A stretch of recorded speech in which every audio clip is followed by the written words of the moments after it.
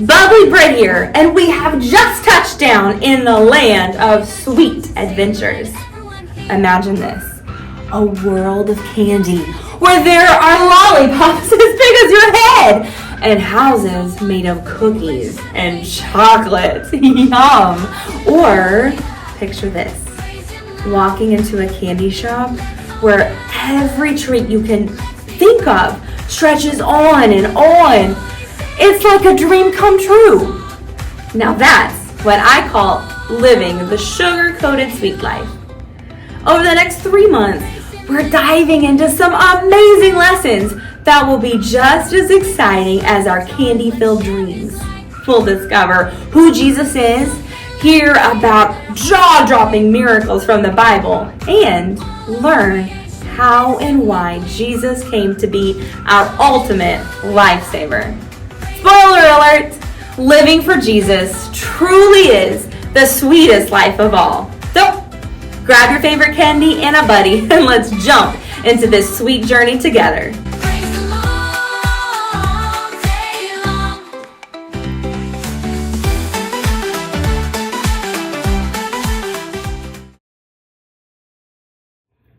Hey kids, welcome back to the world of candy! We're learning about, not time for you to know yet, but I have a question. Do you have a pet at home? Can I have a show of hands? Well, if you do, then what is the kind of pet that you have? And the count of 1, 2, 3, you shout it out. 1, 2, 3. Whoa, those are so cool pets. A dog, a hamster, a cat, even a horse. That is so cool. Now, look at these pets.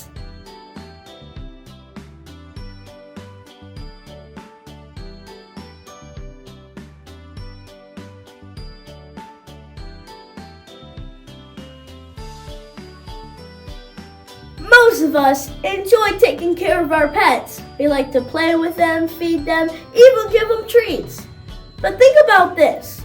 How much more do you think God likes to take care of us, His kids?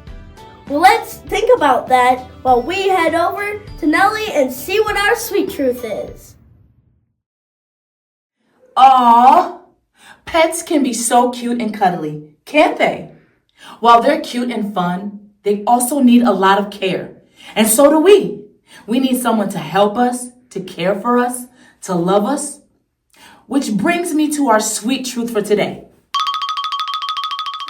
God takes care of His children. Let's say it again. God takes care of His children. God takes care of you. He takes care of me. If we love Him and follow Him, His word says He'll take care of us. Now that's a sweet truth.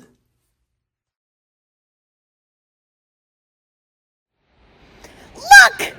It's snowing! Isn't it beautiful? Wow!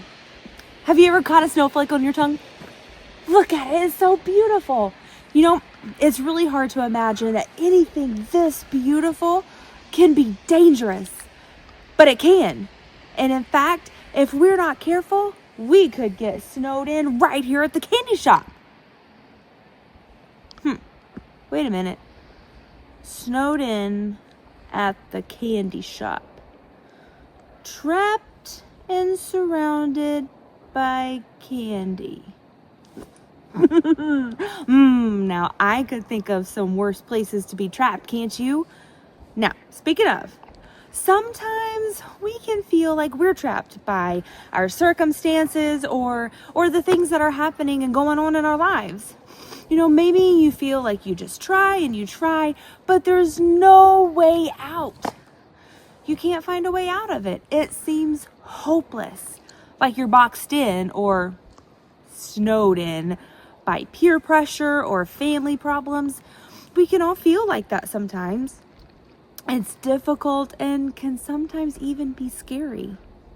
But you know, even when we feel surrounded by our problems, snowed in, we can be confident that God has everything under control because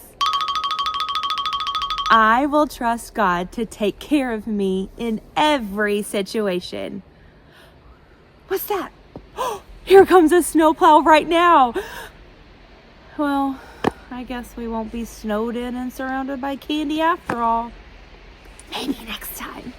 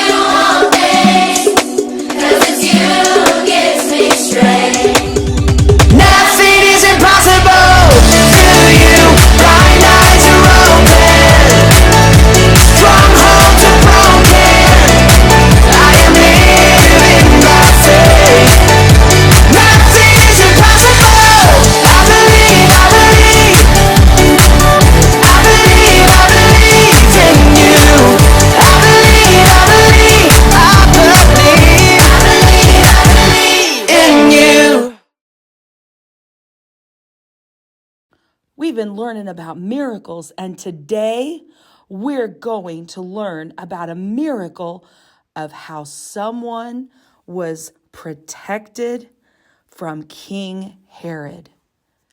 Sit down and get ready and watch for the miracle. Ready? We're going to travel back in Bible land. Let's all count. 1, 2, 3. I don't know who they think this Jesus is, but no one, I'm telling you, no one is going to take over my kingdom and get away with it. Did you see how happy those Jews were whenever that I got rid of James? Now it's time to get rid of Peter. Ha ha ha. And I'm just the person to do it. You guards over there. Yes, you guards. Go and arrest Peter and throw him in jail. And let me tell you, when he's there, I mean, you stand watch over him. You don't let him escape. Don't let me catch you sleeping or else. Now, in these days, whenever that someone was arrested, there was a whole squad of soldiers. That means there were 4 times 4. Do you know how many soldiers that is? Yes, it's 16 soldiers. They had Peter in jail, in the inner prison, fastened with chains, and they had him strongly between them. And those guards stood there, and they did not sleep. They did not leave. Their job was to watch Peter and make sure he didn't escape. Now you would think that Peter would be afraid. Can you make your teeth chatter like it's cold? Peter might have been sitting there thinking, oh no, what's going to happen? But that's not what happened to Peter. Let's see what happens and what Peter's doing. Can you see Peter? Peter, if we could stand and we could ask him, Peter, what are you doing? Peter, you're sleeping.